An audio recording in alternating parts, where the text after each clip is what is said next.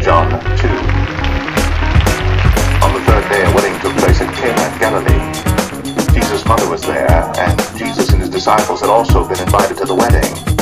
When the wine was gone, Jesus' mother said to him, "They have no more wine." "Dear woman, why do you involve me?" Jesus replied, "My time is not yet come." His mother said to the servants, "Do whatever he tells you."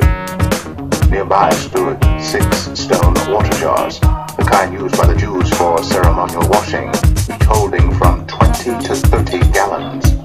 Jesus said to the servants, "Fill the jars with water." So they filled them to the brim. Then he told them, "Now draw some out and take it to the master of the banquet." They did so, and the master of the banquet tasted the water that had been turned into wine. He did not realize where it had come from, though the servants who had drawn the water knew.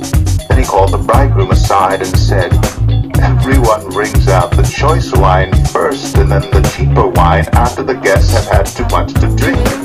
But you have saved the best till now." This, the first of his miraculous signs, Jesus performed in Cana in Galilee. He thus revealed his glory, and his disciples put their faith in him. After this he went down to Capernaum with his mother and brothers and his disciples. There they stayed for a few days. When it was almost time for the Jewish Passover, Jesus went up to Jerusalem. In the temple courts he found men selling cattle, sheep, and doves, and others sitting at tables exchanging money. So he made a whip out of cords and drove all from the temple area, both sheep and cattle. He scattered the coins of the money changers and overturned their tables. To those who sold doves he said, "Get these out of here. How dare you turn my Father's house into a market?" His disciples remembered that it is written, "Zeal for your house will consume me." Then the Jews demanded of him, "What miraculous sign can you show us to prove your authority to do all this?"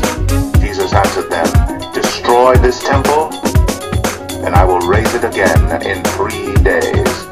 The Jews replied, "It has taken 46 years to build this temple, and you are going to raise it in 3 days?"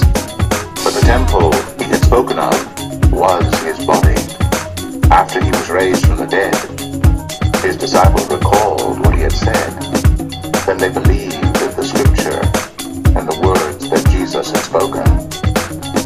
Now while he was in Jerusalem at the Passover feast, many people saw the miraculous signs he was doing and believed in his name. But Jesus would not entrust himself to them, for he knew all men. He did not need man's testimony about man, for he knew what was in a man.